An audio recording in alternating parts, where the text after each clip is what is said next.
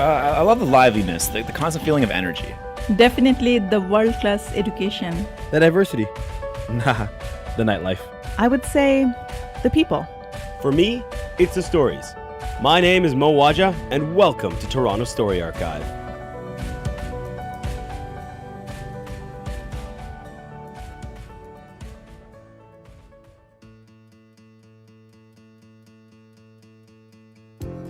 Hello, and welcome to this week's episode of Toronto Story Archive.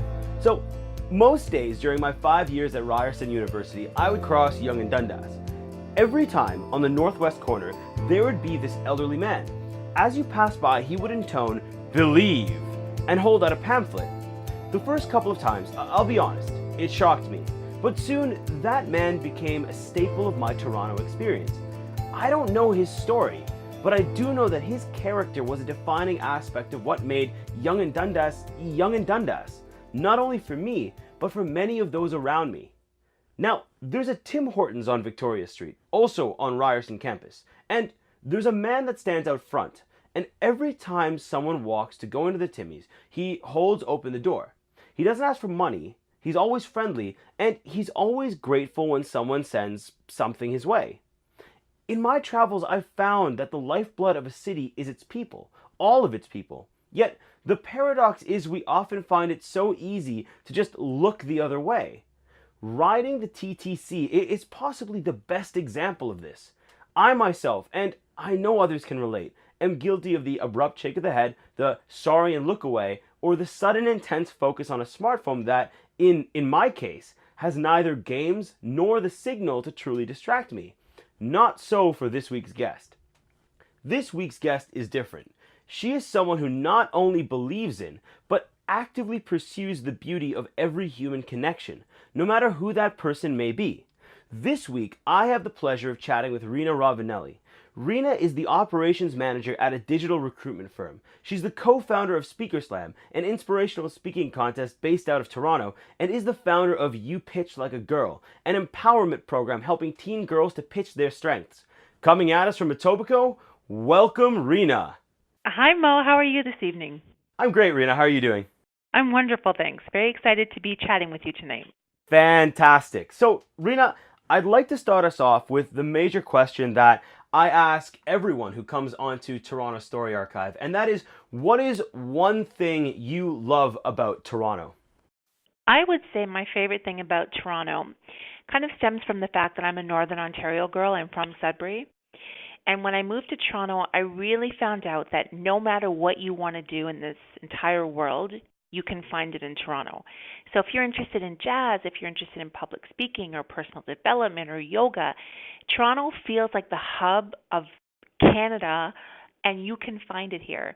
So there's a lot of diversity in activities, and there's a lot of cultural diversity, and I just feel like there's so many options here. That's why I never want to move away. I feel exactly the same way. I mean, my fiance will disagree with me. She keeps telling me Ottawa, Ottawa, Ottawa, but I'm like, nah, man, Toronto's where it's at. You know what I'm saying? I mean, I agree.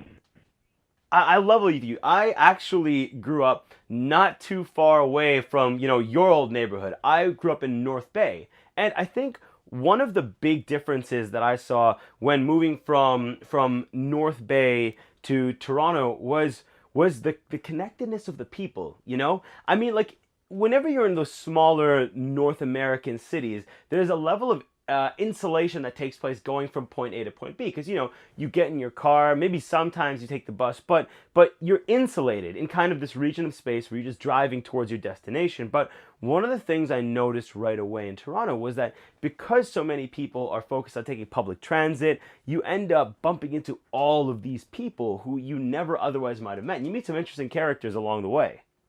Absolutely, and not only in the smaller towns, because I've lived in Montreal and I've lived in Vancouver, and these are huge cities, but there's something about Toronto that you can feel that it's the center of innovation. It's just the center of the beginning of the process for all of these things, even in terms of government, like any of the programs that are started are launched here. So I just find that if you want to get involved with anything, you're the most connected when you're in Toronto. I totally agree. Like, it's a massive commuter city in that you have this GTA, and then you have people from almost like all around the world coming and connecting right in this place.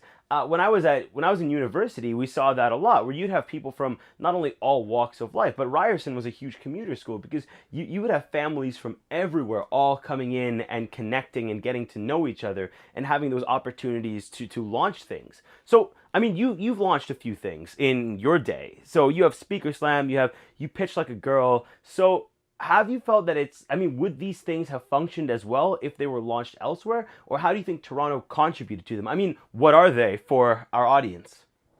I believe that being in Toronto, when I wanted to launch projects, actually my first project ever was something called Plus Size Planet, and I ran events for bigger women, and it was the first of its kind probably in Canada. And I didn't know how it was going to go over, and I took to the internet and I really spread the word. And when I had my first event at a nightclub, I opened the door and 200 people flooded in. And I think if I'd have been in Sudbury, or even if I'd have been in Vancouver, I wouldn't have had that same reception. So I've always found that when I've started something and I put the word out, there's been a huge audience. I don't know if it's just that there's a better network here in Toronto. There's more social groups, there's more meetup groups, there's more, back in the day, AOL chat rooms. Like there was just always more options connecting people in Toronto than elsewhere. Oh, absolutely. I mean, it's weird, right? Because when I first got here, I had that. I don't even know. I'm sure there's a term for it, right? But that constant fear that I'm gonna host this party, and nobody's gonna show up, like the unpopular kid syndrome, because I was definitely one of the unpopular kids back in high school. But yeah, like I had that, because I'm like, I'm gonna host this thing and nobody's gonna show up. I'm gonna launch this concept and nobody's going to buy into it. But I just find that things are so well, I guess, networked, like you say here, that you have an opportunity to meet people from everywhere. And I guess by law of averages alone, you have an opportunity to meet people of like mind. Absolutely. And I think, in a sense, we're conditioned in Toronto to socialize in this way. Like we're used to going to meet up, we're used to going to events, we're used to supporting people, we're used to going to the Center of Social Innovation and seeing flyers on the wall that there's this retreat or this weekend seminar. We're so used to that culture of personal development and professional development that if you want to start anything, the network is already established to make it happen. We're in smaller cities or other cities that are less sophisticated. They just don't have the infrastructure that we have. For sure. Now, on the people note, I mean, I got to level with you. One of my favorite parts of looking at Facebook every few days or so, it happens to be one of your status, and those are the TTC tales, because your TTC tales always talk about some new person that you've met along the way, and how you talk to that person, either learn from that, well, you always learn from that person, and kind of the stories they shared and how they connected to your life. Could you, share a little bit about what your TTC tales are? Maybe tell us one if you have one on hand. Sure. It's funny. It kind of started a year or two ago. I was one of those people that didn't get a smartphone when everyone else had one. So when I would be on the TTC and everyone would be immersed in their phone, I was the one person up looking around. And I don't know if that's how it actually started, but I would notice that people would connect to me, whether they were homeless or they were struggling with mental illness or they were just lonely and bored. They started to talk to me or interact with me, and I would interact back. And I started to get this sensation after each one of fulfillment. It was almost like there was this moment of validation that I was giving to a person that they just really needed. Like they wanted to be heard, they wanted to be seen. And I took that from the TTC, and I shared a bunch of stories, and I started to call it my tales of human connection, because I could be on the street, I could be talking to a panhandler, I could be walking into the subway and someone would reach out to me. And I have so many stories that I've shared. And one of my favorite stories is about a man, he was Trinidadian, and he had come on and he was talking about that he was going to get married, but he didn't want to invite George because George was a bully. And everybody was looking and they were making these motions like he's crazy or he's talking to himself. They were all kind of moving away. And I glanced up at him and I said, "Congratulations." I said, weddings are exciting. And he looked at me and he now had an audience, and there's this look that people get in their eye when they're finally being heard or seen. It's like they're feeling fulfilled. And we started talking about the wedding, and he said, "Do you think I should invite George?" And I said, "No." I said, "George is a bully." And he got really excited, and he said, "You know George?" And I said, "Yes, he's a bully, and I don't want you to invite him." And he got really excited, and we talked for a while, and he was sharing his feelings about his wedding and this woman, and I could tell that this was all in his head, and he said he was a police officer, and he was getting off to go to 52 Division, and all of these people that had this look of disdain in the beginning, by the end, came up to me. One woman was smiling. She put her hand on my arm and she said, "You're a beautiful person." And another man came, sat beside me, and he said all he really needed was validation. And I noticed one thing about these TTC experiences. Whenever I let my guard down to share with them, it brings other people around me into it, because it's almost like I give them permission to actually interact or care about people, whereas they're used to just being able to all look at each other and roll their eyes or shake their head. Now they're feeling a little bit more compassion and empathy. And so by the time I left, everyone's smiling. I'm smiling. We're all feeling great. And this man is leaving feeling that someone actually cared about him getting married. So it was a really beautiful experience, and as I blog about them more and more, I see that thread of similarity in them. It's so interesting, right? Because most people, I would say, I mean, myself included for sure, get to a place like Toronto, especially externally, or once, especially, you've lived here long enough. And I just found myself I won't speak for others, I found myself at the very least in a world where I had, and I have, developed what I've been calling like my TTC face, which is my "don't talk to me, I don't want to talk to anyone, leave me alone, I'm trying to get to a destination, and I want to get there in the fastest and most efficient way possible." And, I've talked to my friends about this, and we have the same sort of experience where we get onto transit and then, you just lock down. But from what you're telling me, I mean, it sounds like we're missing out a bit. You know what I think is that people have become desensitized to the experience of interacting with people who are less fortunate, because, like you said, there's so much attempts for money, and we've gotten to the point where we just block it out and we just move forward. But the unfortunate part of that is that we treat other human beings like they don't exist, and we're okay with it. We become complacent, like as though that's okay. And I'm a firm believer that it doesn't have to be about money, because there are a lot of people that don't want to be complicit in what they see as an addiction, or a scam. They don't want to give money. They don't feel that they should have to give money.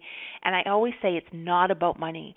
It's about the fact that another human being has looked at you in the depths of their despair or at the lowest moment and asked you a question, and we don't even look at them. We act as though they don't exist, or that they're not freezing to death at our feet, as though they're not human beings that deserve a single moment of our eye contact or our attention. And forget about how bad it makes them feel. What does it really say about our empathy as human beings and our ability and capacity to give love and kindness to other human beings? Yeah, what is it doing to us exactly? Yeah.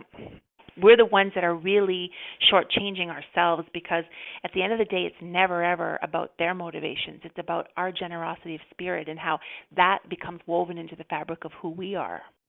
So here's my follow-up question to that, right? I had a friend who was passing by one of the Tim Hortons around the Queen's Park Station area, and as they're passing by, a gentleman sitting on the floor, he asked them for money.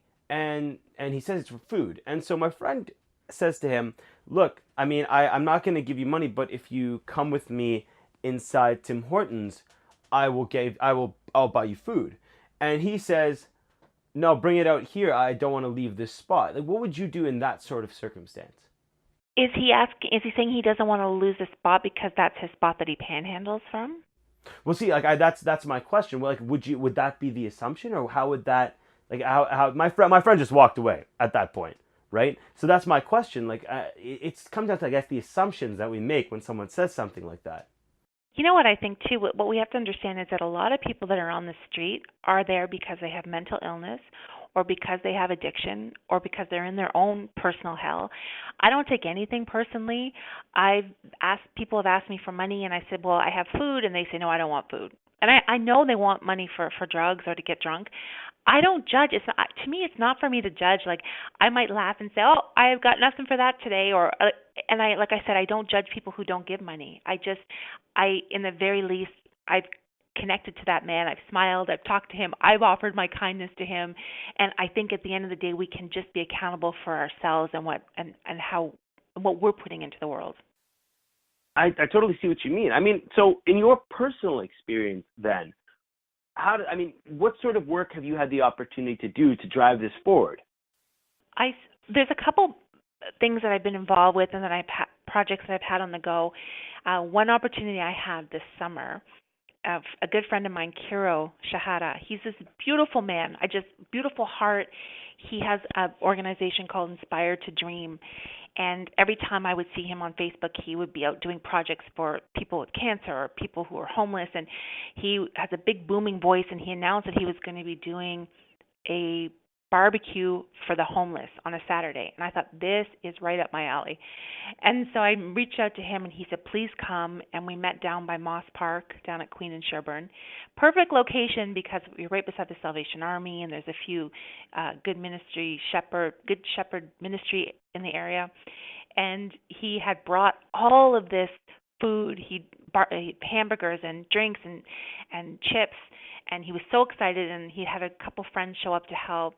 And we got there, we set up the spot, and one thing I noticed is that there were people that came to help out, and the food was taking too long to cook. So my good friend Kwesi, he said, well, let me run out and buy some pizzas. He ran out and bought 5 pizzas and came back, and there were people passing by in the neighborhood, and they lined up and they said, can we come and help too? There's just something about when you're putting love in the world, everybody around wants to be involved. It's like it's contagious.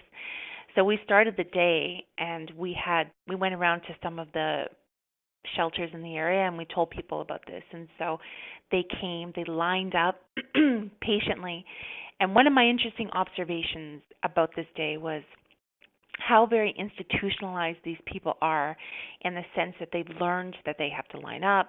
They were patient, they were quiet, they stood there for an hour, 2 hours while we were cooking all the many, many burgers on one small barbecue.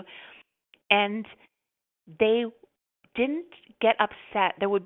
Sometimes there was a person that would kind of cut the line. There was a woman who was a prostitute in the neighborhood, and you could tell she was high, and she kind of stumbled into the front of the line, and the people were nurturing to her, like, come on, honey, let me help you, and they brought her up to the front to get her food.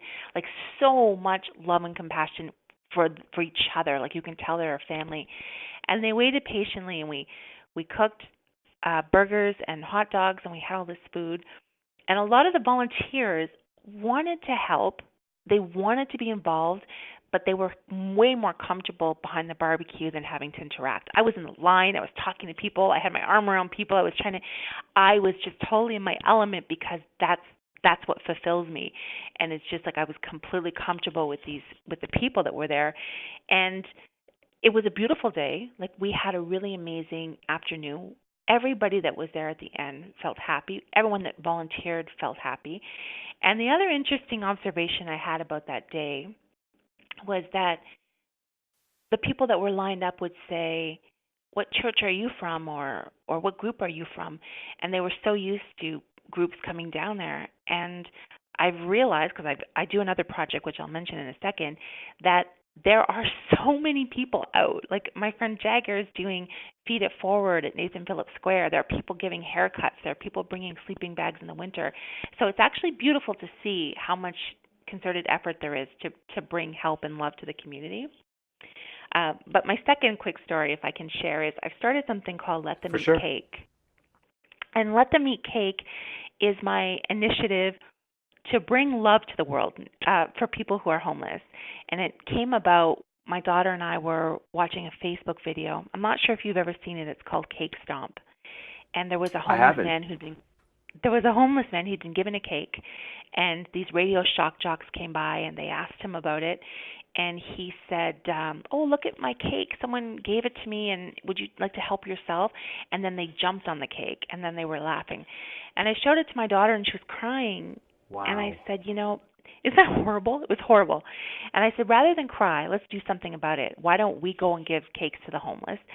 And we got a bunch of cakes and we went out. It was a freezing cold day. We went around the city and we gave cakes to homeless people and we talked to them, and they were so excited. They were just so happy. And everywhere we went, again, there was tons of people out giving blankets and sleeping bags, and we got to connect with a lot of people. And since then, we've had people say, well, homeless people, they actually need food and they need jobs and they need. I said, that's not my mission to solve homelessness. For me and my daughter, it was about they also need love. They also need attention. They also need the small little joys that we get every time we have a birthday or a holiday or a party and we celebrate with cake. They don't have those moments. So just giving an indulgence that they would never otherwise get. So those are some of the things that help me kind of connect out in the city in Toronto. I guess it's interesting because, it's like you were saying before, we're so inundated with those asks. Like on the TTC, at least once per journey, you'll see someone coming along asking every other passenger for money that I feel like it almost doesn't occur to many people, myself included, that these things that we take for granted, like getting 100 or 100 plus Facebook messages on our birthday to wish us happy birthday, or, to have our friends decide to take us out or to do something for us. Those things that we consider minor joys, or some of us, when we're busy, consider almost even minor inconveniences, are things that just don't exist for this very large segment of the population. Well, that's the reality, is that they have nothing. And I often say, like, Mo, what would it take you? Like, how low would you have to be in your life to be on a street corner begging for money? Like, you'd have to lose your friends, your family, your loved one, your support, welfare, soup kitchen. You'd have to have nothing before you'd be there. So the people that are out there have nothing. So, when they ask you for $1, what is $1 to us? And I've had many people say, oh, well, I can't afford to help everyone. Well, everyone's not asking you. I'm very receptive to people who ask, and I would say I give $1, $2 here or there, maybe $5, $10 a week, $15. And so at the end of the day, it doesn't kill you. And if you can give up $10 and you've made 10 people feel validated and fulfilled, that's a pretty cheap way to put something kind and loving into the world. I guess in some ways it's almost it very much becomes a societal question, because we're brought up in this mentality that every amount of money we make, we can't even just leave it in a bank account, right? We retain a very small amount of actual cash on hand. The rest goes into a combination of our, TFSAs and our RSPs. Some of it goes to external investment accounts, but there's almost like a no cash on hand aspect now. I rarely carry cash on me anymore because all of that money has to also work. So it's almost like counterintuitive now to say, I'm going to keep this amount on me and I'm going to give away $5 or $10 a week on a societal level. Absolutely. Something that happened, maybe someone might say it's coincidence, but I'm going to tell you this quick story. I was downtown last week and I met this homeless man, and we started talking. He was telling me jokes. He was singing me songs. I loved his personality. I said, can we do a Facebook Live? We went on Facebook Live. He was singing. He was being so charming and funny. And when we got off, he said, this was the most exciting thing that's happened to me all month. And I said, really? I said, well, you're going to love this one. And I pulled out a 20. I don't even know what compelled me. If I'd had a 5, it probably would have been a 5, but I only had a 20. I said, you're going to love this one. And his eyes watered, and he said, that's the most generous donation I've had all day, ever, I think he said. And he took it and he hugged me. Ever. He hugged me, and this is a true story. He hugged me, and then I said goodbye, and I went downstairs. I was buying an outfit for an event that night, and I got to the counter expecting it to be $100, and he said, oh, it's $70. And I said, but this isn't on sale. He's like, oh, yeah, that's right. And I'm sure he made a mistake, and I went back and I said, I don't see how this is possible. He's like, yeah, it's possible. And I left, and I was like, I just saved $30. Like it wasn't on sale. I'm just saying, he just somehow, some way, I paid out 20 and I just saved 30. And those are the kinds of things that happen to me all the time. I'll give out some money. I'll give out $2 here, $3 here, and I'll come home and I'll find like a $5 on the ground when I'm walking in my building. It's just those are the kinds of experiences I have. Just by giving generously, I find it does come back in different ways. Yeah, it's so interesting, right? Because even when you're describing the way that the people at your barbecue lined up and they were so nurturing to other people and people who even cut in the line in front of them or on some level minorly inconvenienced them. I mean, think of the reactions that you get from the average person when someone cuts in line in front of them. I mean, at the highest level, they're going to, start a confrontation, but the lowest possible level you're likely to get is at least, a few muttered swear words and a look at this dude. You know what I mean? It's such a very different world. It's funny. It's really true that the less you have, the more you appreciate. And I thought exactly that when I saw this. I thought, my God, if we were at the CNE right now and people were cutting in line, people would be yelling and swearing and cursing and fighting and ruining their whole day. 100%. These people never blinked. And there would be someone that would come up and be like, oh, can I take two, like for a friend? And we only had a certain amount to give out, and people never even challenged. They never blinked. They helped each other. It was a beautiful thing to see, actually. So one of the things that I guess, just wondering your perspective on from that barbecue story is this part where you talked about how one of the questions, or the questions that came to you guys often, was, what group are you a part of? What church are you a part of, etc. I mean, it's interesting to me that from your story and from, I guess, what we see in the world, it's almost like these lines have been drawn within our society. We, on one side of one line, don't recognize that, people who suffer from mental illness or homelessness and the like don't experience these joys that we experience very, very regularly. I mean, all the time. And then on the other hand, it's only, or not only, but to a greatest degree, this other line of people who must be from a charitable or religious or otherwise group in order to connect with those people, so that the expectation is that if you're helping, you must be from one of those groups. How do you think we can kind of, I guess, break down those lines? Because Toronto, like you said, is a hub. It's a city of opportunities where anything can launch, and we have the networks available. So what do you think? I mean, you're not solving homelessness, but how do you think we can solve the lack of connectedness?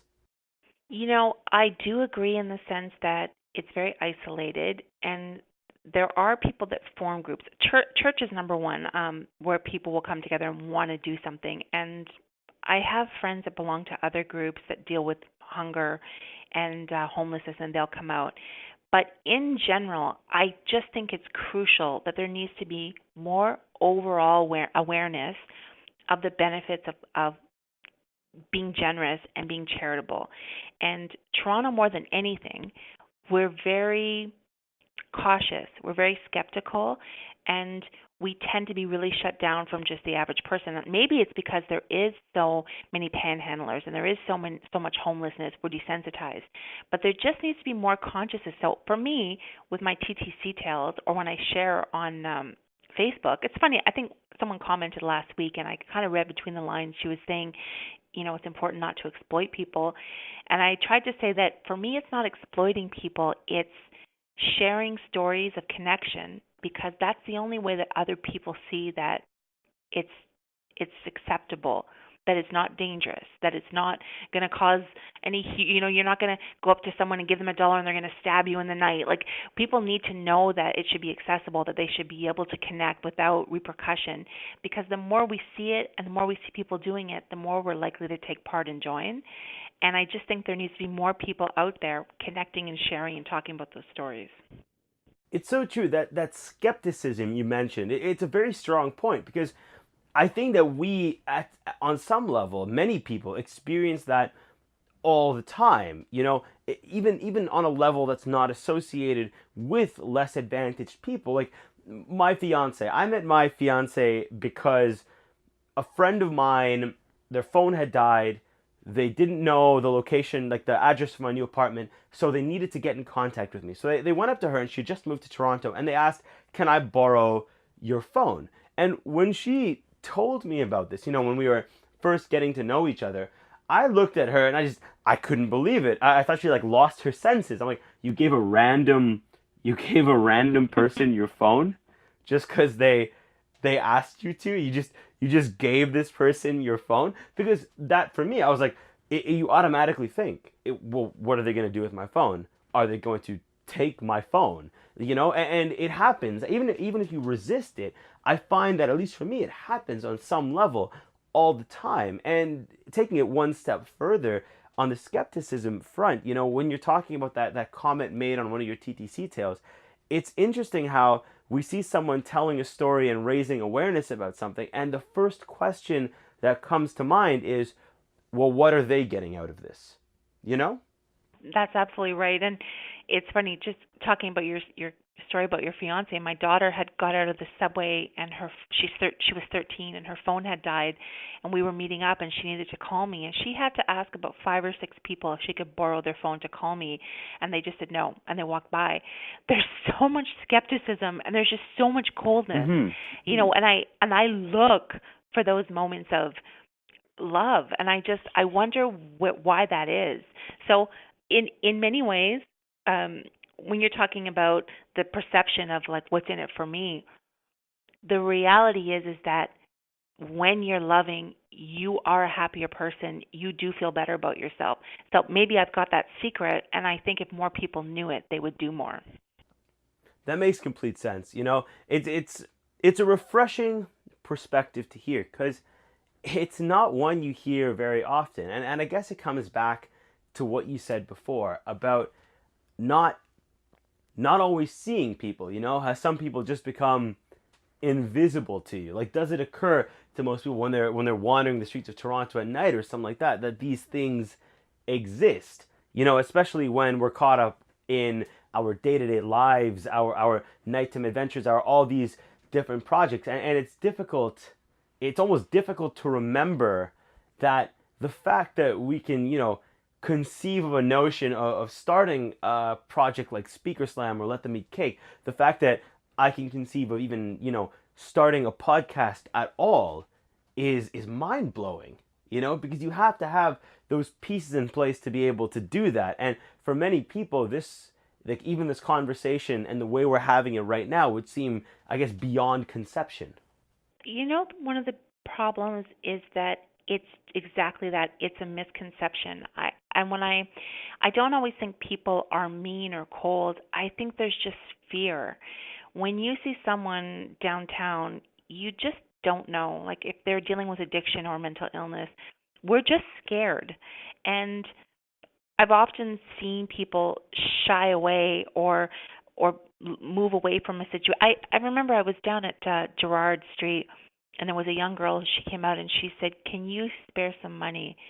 And I said, "You better believe it." And I was just in one of those moods, and she thought I was making fun of her at first, and then I said, "No, I really can." And we started talking, and another woman who had just said no stopped about 4 feet away, and she was kind of looking quietly. And I started talking, and then the girl said, "Oh my God," she almost cried. She's like, "You're the first person that's helped me today. I'm having such a hard day." And we talked for a few minutes, and the woman never moved. She stood and she listened. And then I gave her some money, and I went my own way. And I looked back, and I saw that woman go back and give her some change. And that warmed my heart. But I realized it's not that she didn't want to help her in the first place. It's just we're scared, and we have a misconception. We don't know who they are. We don't see them as a real person until they can speak and show their soul and their personality. We don't know. And so I think it's just moving beyond that barrier to realize that we're all the same. We have different circumstances, but we're all human. I feel like it comes down as well to just, I guess, this growing lack of trust that exists in unknown entities, people we don't know, people we aren't intimately connected with already, because you hear stories around the world of events taking place, and it's hard not to connect those to yourself right now and say, could that be me? I mean, there was that attack in Westminster, right? Where you have this guy coming out of nowhere and just stabbing people. And this is an extreme example, but it's hard not to kind of have that fear, now that you've read this thing or heard this thing, reflected in the back of your mind with every unknown entity. And it comes back almost like fear of the dark, because the moment it gets darker outside and this unknown person is coming and asking you for things and approaching you, and it kind of, I guess, augments that or magnifies that fear. Absolutely. And you know what? There are a lot of scammers out there. There's a lot of online scams. People are very skeptical. But what I'm going to say right now, I'm going to maybe sound a little bit crazy, but I'm extremely spiritual. And I've always believed in a sense that our lives are predestined. And I look at that like my destiny's set. And if someone's going to stab me in the night, they're going to stab me in the night. And, so I don't spend my life worrying. I don't spend my life worrying that every person I talk to or every person I see is a bad person. I just go about my life putting my love and my kindness into the world, and my destiny is there. I think, you try all the time, and people are always worried. Like, I am very lax with my daughter. Like, she has a lot of independence and freedom, and people think I should, be watching her every minute and not letting her go to the mall. No, my daughter is a beautiful, free, independent woman, and I let her live her life with good common sense, of course. But if we live our lives constantly in fear, we prevent ourselves from having the most beautiful, full experience that we can. And I mean, I can understand that intellectually, but I can't always impart that to other people so that they get it. There's always going to be that fear based on what they've seen in the past. But that is the key to living, is just putting love in the world and reaping the benefits from that.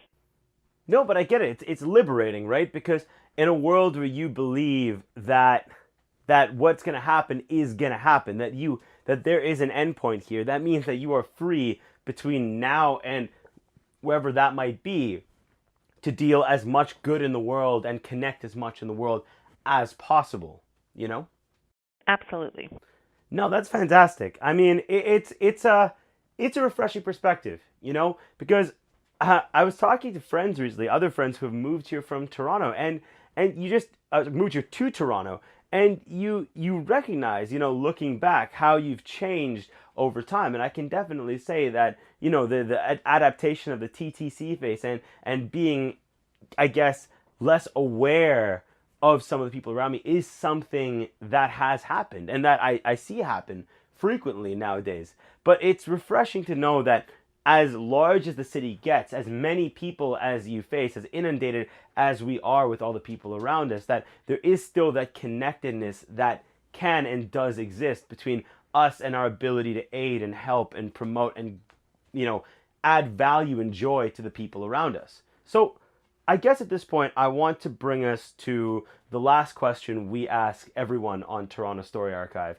And that is, if you could recommend one place to go or one thing to do in Toronto, what would that be? Okay, this is going to sound a little cliched maybe, but my favorite place in the city is High Park. And when my daughter was young, I used to always take her there, and she would run and play. There was a castle. In the spring, there's cherry blossoms, which I love. It's just a beautiful oasis in the city. And I always say that I love Toronto so much because it has every personal and professional development that you could imagine. But there's times when you want to escape that and feel like you're kind of in the country. And it's just the most beautiful place you can be in the city. Oh, I guess that is living a life of beauty, right? You're putting that beauty out into the world with the work that you do and the connectedness with all the people around you and the conversations you're having. And then you want to seek that same beauty externally with places like High Park. That's amazing. Rina, thank you so much for joining us on Toronto Story Archive. It has been amazing chatting with you. Thank you so much for having me. I really enjoyed it. Alrighty, and that's a wrap for this week's episode of Toronto Story Archive. Each episode, we bring on guests from Toronto to tell us a story, any story about their life in the city. Our commitment is to not sell, pitch, or bore you. Our goal is to amuse, excite, and at the end of the day, entertain you with stories told by the many voices Toronto has to offer. As always, if you have a story to share, shoot me an email to submissions@torontostoryarchive.com. My name is Waja, and thank you. Thank you for tuning in to Toronto Story Archive.